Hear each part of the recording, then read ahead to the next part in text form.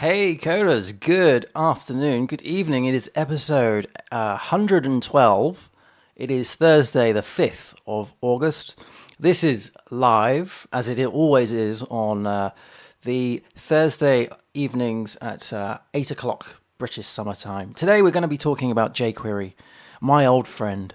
jQuery has been a framework that I've been using probably ever since I started the career, I think. When I started my first development job, jQuery was used, and today I was using jQuery. So I would probably hazard a guess and say that I have used jQuery in probably 75% of all of my projects in the span of 20 years, something like that.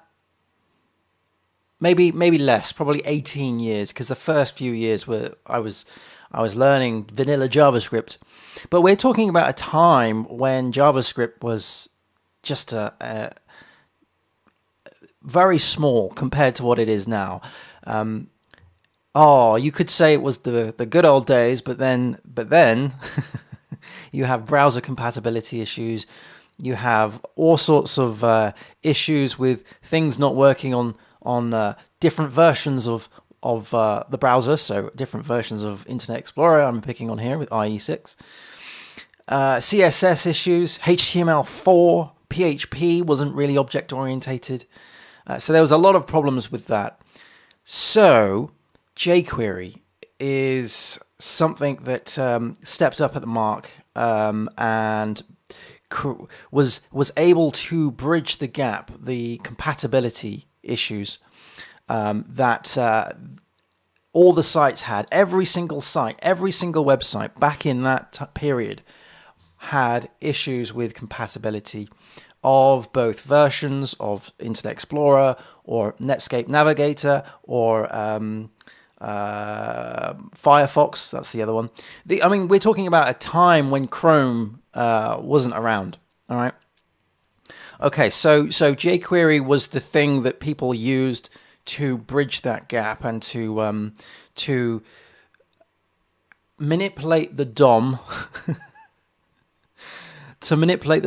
and do some really rudimental things that we couldn't do based on the current states of the tooling that we had. So, for instance, back then, showing and hiding elements on a page, removing elements from the DOM, that was just unheard of without jQuery.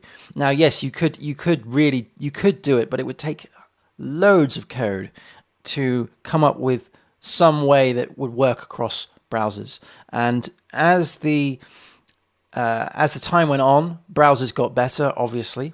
So let's try and boil this. Let's try and get a little bit of order into this. Yes, I suppose that's correct. Thank you for mentioning that. More like a library. I suppose it is. This is an interesting one. Whether it should be classed as a framework or a library. I guess you're right on the sense that it is a library. Yeah. But anyway, let's not get too deep in those weeds. What I've got here is 3, maybe 4 reasons as to why jQuery is so popular today. And we're gonna sort of like dig up some old history because really it's bound down to the history as to why jQuery is used. Now, like for instance, the project that I'm working on at the moment has jQuery in it because it's a legacy project. The project that I was working on in the previous project that I was working on, that is a modern day project, but it still has jQuery in it because the plugins that were used has jQuery in it. So the third party plugins.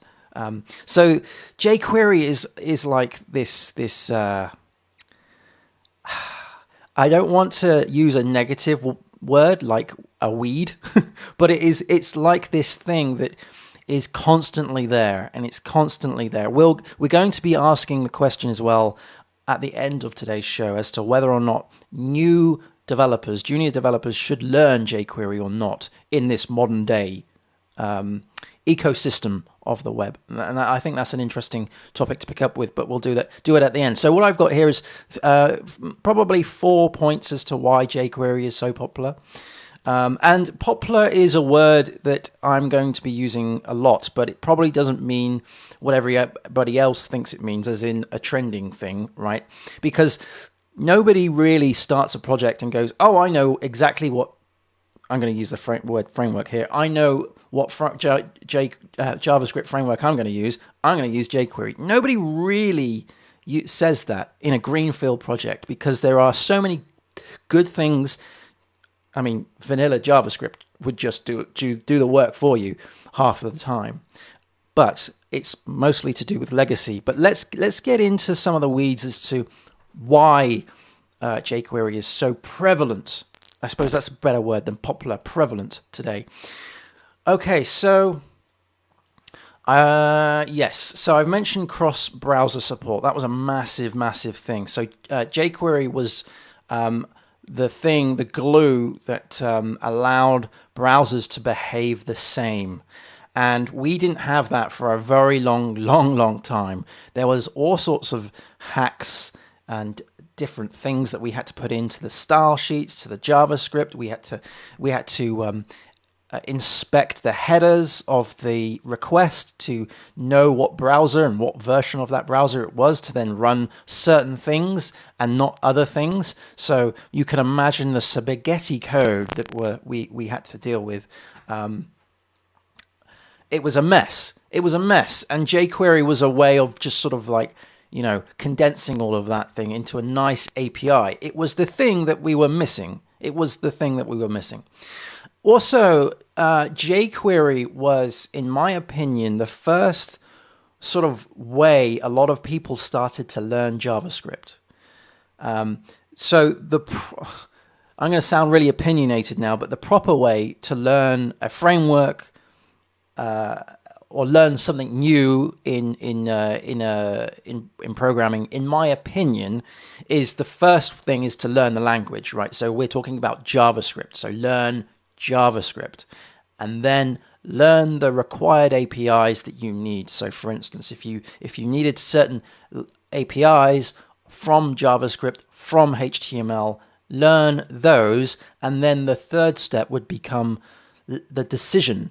Should you or should you not learn the framework, or I guess in this case, the library? Does that give you any additional benefits over the things that you already know? And now, in these days, it's usually the answer is no, because if you're trying to achieve certain things in jQuery, those things are probably achievable without jQuery if you're starting from scratch. However, back then that was just not an option. You just needed. It was something that we needed. And yes, there were all sorts of other projects out there. jQuery wasn't the only one. You had things like Motools and Modernizer. They're two that I remember that I learned. But jQuery was the thing that was just basically everybody used. And I must admit, yes, I did get taught JavaScript I can't remember what, I think it was in college. Yeah, it was in college. But I learned more about JavaScript through, I did ActionScript at university, but that's going into another direction. But I guess I learned more about how to manipulate the DOM, and how to manipulate HTML elements, and how to manipulate through JavaScript the style sheet via jQuery. And it was all, wrapped tightly in jQuery functions, in their function calls, method calls. I even wrote a huge suite of jQuery plugins. I wrote loads of plugins for WordPress that relied on jQuery. I created a load of plugins for other things as well. Word counter plugins. When Twitter came about, I created some word counter plugins for counting the amount of characters that you're typing. They were all jQuery. I created a load of regex plugins as well for jQuery for testing various password strengths and stuff like that. a lot of this you can do without jQuery, like, straight off the bat, right? Because there was a lot of things I needed to do there about selecting the elements, counting the lengths, all of that kind of stuff, doing, running regex tests and all of that stuff that you probably couldn't do back in the day, but you can certainly do easier through jQuery, the tools that jQuery gave you, and you weren't necessarily worried about the size of the damn thing, because you had this one massive hammer that you knew that if any JavaScript thing that came your way, you had this massive hammer and everything looked like a nail. It was brilliant. It was good. I mean, we're talking about a time when, yes, performance was a big issue because nobody had fast broadband back then, but it was more of a, let's get this thing out the door and done. What is the easiest tool that we could do? And the amount of conversations I used to have with people, both technical and non-technical, say the clients, about compatibility issues, and the time we had to spend on making everything look the same in each and every browser and behave the same with the events and stuff was just nuts. So if a couple of kilobytes here and there, we didn't care about. It was like, this is, we thought, the silver bullet that we needed at that particular time. Okay, so the first thing, as I mentioned, is that a lot of people learnt, and including myself, learnt JavaScript through jQuery. Okay, so a lot of people have a background in JavaScript due to jQuery. Okay, and then what happens really is that so many people start really with point 3. So I'll just go through the points. So first one is to learn the language, then learn the required APIs, and then make the decision as to whether or not you need to use the framework, in this case jQuery, or the library. Normally what happens, well, back then, normally what would happen is that people would just jump straight to point 3 and go, yep, I don't understand all of this crazy complexity that I'm going to have to do because of all the compatibility issues that I've just mentioned. So I'm just going to use this hammer, i.e. jQuery. Everything's going to look like a nail, and I'm just going to work with it. It's going to be great. It's going to be great. Okay, so jQuery fixed, as I mentioned, a load of broken DOM API support for very old browsers and bridged the gaps of many versions of IE. And that was wonderful. Again, that was wonderful. For me, it felt like a silver bullet. It was great. jQuery, so that's point number 2. Point number 3 was that jQuery was used to bridge the shortcomings of JavaScript. So not only could we manipulate styles and we could show and hide visibility of elements, but we could also bridge the gap of JavaScript. JavaScript back then was in very early days. So compared to where it is now, I mean, back then you wouldn't dream of running JavaScript on a mobile device. Hell no. Or a server by that stretch. But so JavaScript back then was more about the front end, more about the events, and as the web progressed, more events were needed, more things were needed, and HTML and JavaScript weren't being updated quick enough for the demand of JavaScript, and therefore jQuery was the bridge of that gap, was allowed developers to create really nice, succinct pieces of logic, I guess, that did what they wanted to do very quickly and very efficiently. So Martin958 is saying, I've been meaning to learn jQuery. We're going to get on to whether or not you should learn jQuery, or not you in particular, but should junior developers learn jQuery? We're going to get on to that point after this. But the next point was jQuery UI. Now, this was a big thing. You got to remember, this is before Bootstrap. This was before Material UI, before Tailwind, before all of the things that that you could just throw in right now and work with CSS really easily. jQuery had its own themes. And you could tell if you were working on a jQuery or if you were on a jQuery site by how it looked. So jQuery had its own themes, and that was really good. Now, this is a killer feature because what happened was that people who started building content management systems, right? So not public-facing systems, private-facing systems, systems that the clients would deal with, right? They all use jQuery UI. We're also talking here about like old school WordPress plugins. jQuery UI was being used. Okay. Now that was brilliant because it allowed us to create sort of consistent UI over your forms, over user input and stuff like that. Something that we never really had before. That was so good. So good. But one of the reasons, and I'll get into why in a minute, as to why jQuery is still about. The next one is that jQuery Mobile came along. So jQuery Mobile was used to build mobile apps before mobile-centric JavaScript frameworks came in. I never used this, by the way. I definitely used jQuery UI, but the jQuery Mobile Lite version of it, I never really bothered with, to be fair, because by that time my career took another direction, where I was building iOS and Android applications, and therefore having a website or a web app, as they were, in the context of back then, wasn't really a thing that I was dealing with. A website was, when I built a website, it was for a desktop only. I am someone who's also created WAP sites. Old school WAP sites. Okay, so jQuery Mobile was used for that.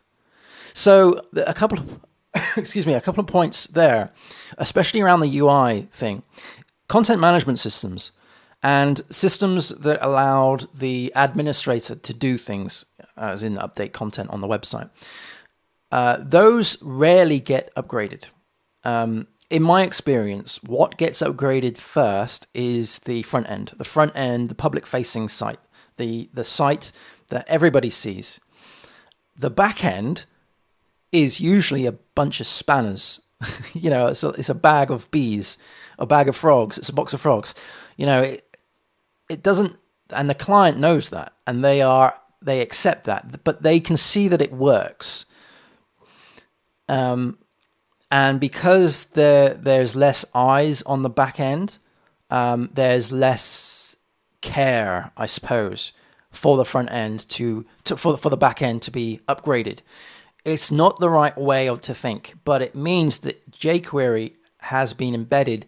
So for every website that has jQuery in it, it's a struggle to get jQuery out. Especially in the back end, because there are so many things, so many events. Like, for instance, if you've got some events that are triggered and they use Ajax, for instance, it's so tricky to rewire everything. You're talking about a complete rewrite, and you try and sell that to a client. The words that you should really be using are security and speed, right? Because if you say that jQuery is insecure and you say that the latest and greatest stuff is more speedy, then that's obviously a win. But still, that's a hard sell. Often or not, jQuery just gets upgraded to the latest version in the back end. It doesn't get replaced. This is why we still have jQuery to this day, and this is why we're still going to have jQuery in 5 years' time. It's because of these content management systems. When I load, say, for instance, Concrete 5 has jQuery in it. It's a modern day framework. So there's lots of, and also you've got the WordPress plugins. You try and convince a maintainer who doesn't have time to do an upgrade to rewrite their front end of their WordPress plugin. I guess you would call it the back end, I suppose, or it could be the front end. You try and convince them to rewrite that in React or Vue. It's it's a big ask. It's a big ask. Yeah, so Martin's made a good point. I think if you want to learn JavaScript, then you should learn its libraries, even if they seem a bit obsolete. So, okay. Let's talk about whether or not we should be learning jQuery. Now, I was lucky enough. I'm saying lucky enough. People might say I'm unlucky, but I was lucky enough to learn jQuery at a very young part of my career. Now, obviously, if I was to build a greenfield application, I would probably use Vue or React. They're the two things I would probably use right now. I wouldn't give jQuery a consideration. However, I make a lot of my money through improving and upgrading systems, web systems, and a lot of those are very old. So once I upgraded a system that was 14 years old and it wasn't touched. So I mean that's kind of how I've made my career in the as a freelancer stroke contractor. It's the space that I've kind of, the niche that I've found. You know, the legacy code. There is so much legacy code out there. There's more legacy code out there than I could even imagine. And the legacy code usually, or jQuery is usually found in big corporate systems, right? So if you want to find some really, really manky code, go to a big corporate system that hasn't been changed in a long time, because you have to, there is a lot of work involved in order to do an upgrade. And we're not just talking about jQuery here, we're talking about upgrading PHP, we're talking about upgrading all sorts of things. You know, usually what happens is that you have to put through a big case as to why an upgrade should happen. It's not a case of, yes, it's the latest and greatest. You actually have to put a business proposal together to say why jQuery needs to be removed.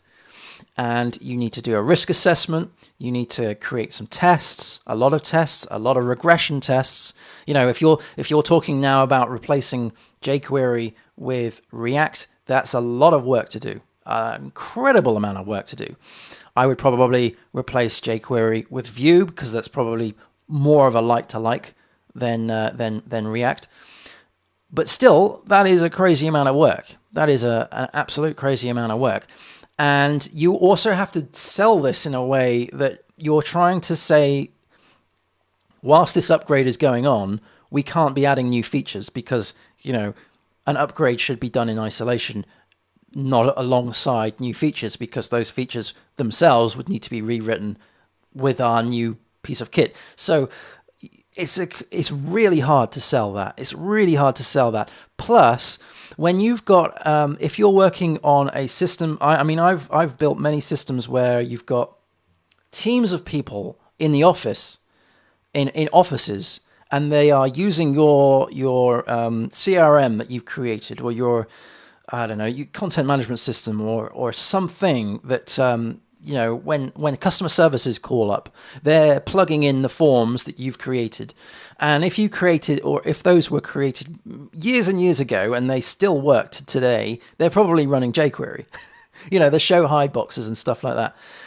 So there is a question of, when you do a rewrite, does that include a reskin? Is there going to be any new training going on? You know, you open up a humongous can of worms.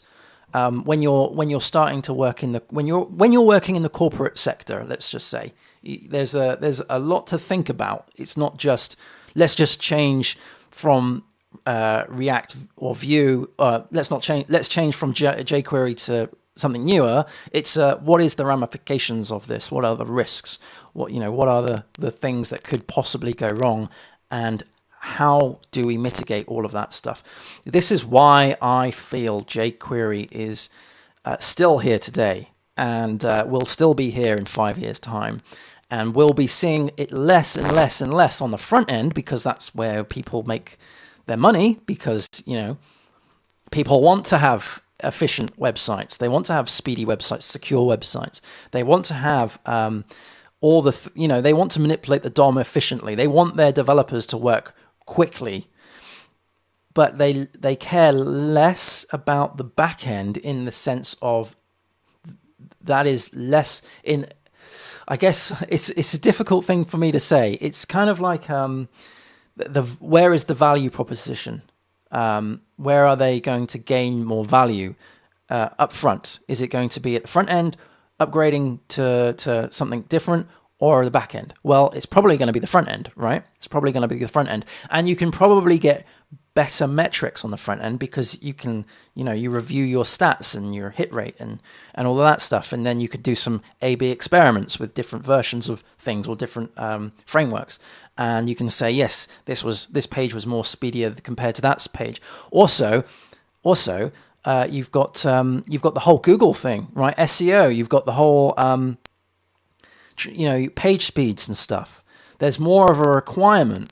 There's more of a technical requirement to get your front end website written better, and therefore on better technology than there is on the back end, because it's only your staff looking at the back end, right? This is why I feel that jQuery is still going to be around for a long, long time. So, with that in mind, should you learn jQuery? My answer is yes. So the short answer is yes, but the long answer is yes, but remember that jQuery is something that will slowly fade out. Now, I spent a humongous amount of my time at university, because it was being taught, learning ActionScript, learning Flash. I was building computer games in Flash at university, and also building small little e-commerce sort of movies, I suppose, where you could spin the product round. We created, just as a side note, we created 3D Studio Max files and rendered that out as a movie, and then allowed keyboard manipulation to move the models around. It was great. It was great fun. We're talking years and years ago. But as you full well know, ActionScript is no more. Thank you, Apple, because Flash is no more. And for very good reasons. Flash was insecure.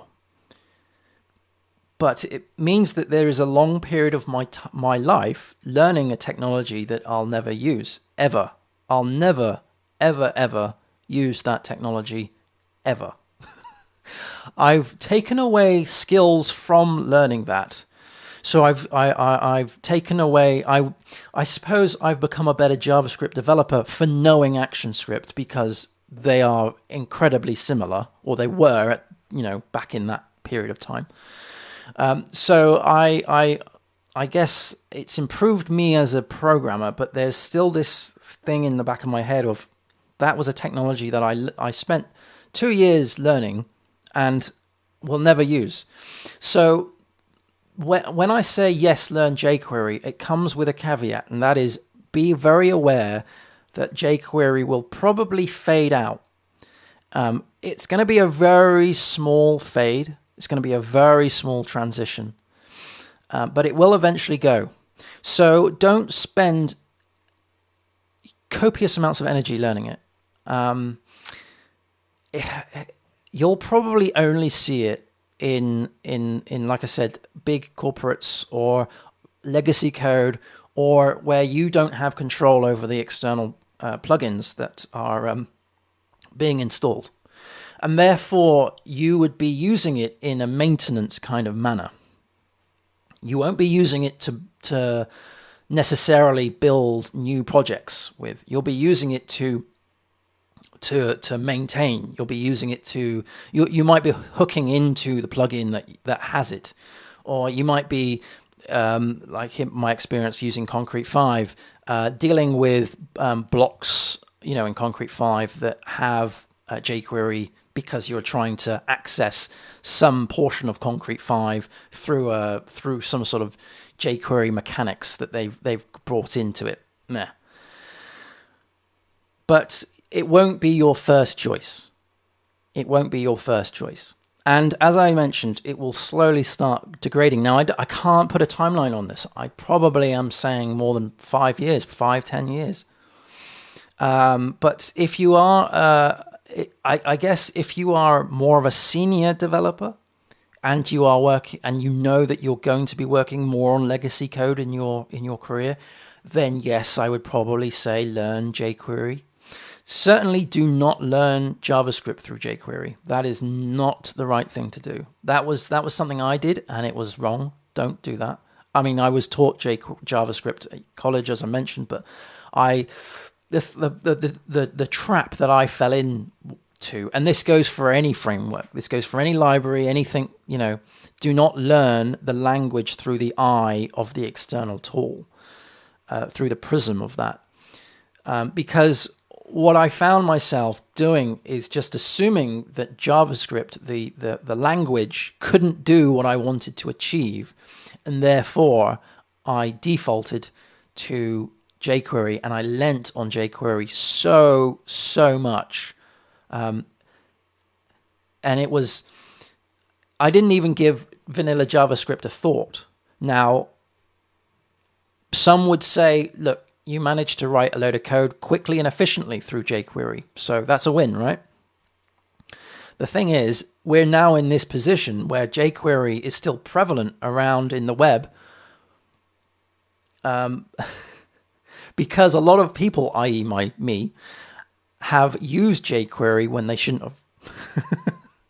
Do you see what I mean? It's like this double-edged sword. It's like this double-edged sword. So learn vanilla JavaScript first. If you're a junior developer, don't even consider learning jQuery first. Learn JavaScript first, and then I would probably learn jQuery on the job. Like, I would probably learn jQuery when you need to learn jQuery. If there is no need to learn jQuery, do not learn jQuery. That is pointless. Don't. Only because if you know JavaScript, it's very easy to pick up jQuery.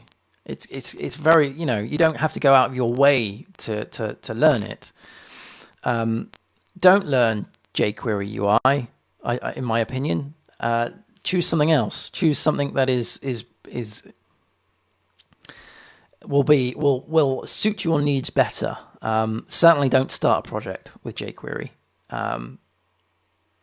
And if you're in a position where you are trying to convince someone to replace jQuery with something else, first of all, good luck to you. Second of all, speed and security are the keywords that you want to be using with that. And try and use as much vanilla stuff as possible. So, thank you ever so much for listening, everyone. I really do appreciate that. That is my rant of JavaScript and jQuery. jQuery is one of these Marmite things. You either love it or hate it, or it's one of these things that you just have to deal with. It's like one of these bad smells in the room that you just have to put up with sometimes. And I will celebrate when I tackle legacy code, a legacy application that was built 5 years ago.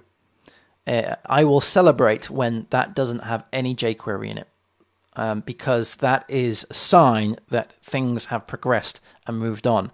But it's a very slow progression, and the reason of all of this is because it's because of all the things I mentioned. It's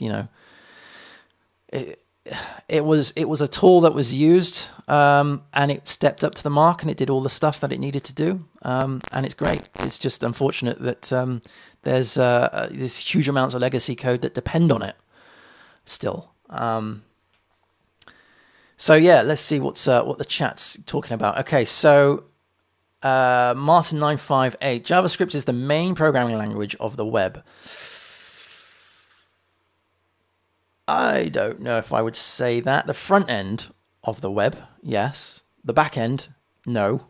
I am spending a month trying to learn the old and new facets of... Oh, okay.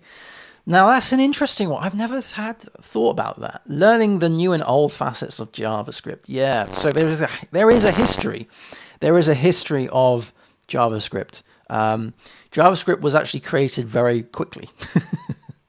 And it's ballooned very quickly due to all sorts of frameworks and trends and all of that stuff, the new hotness.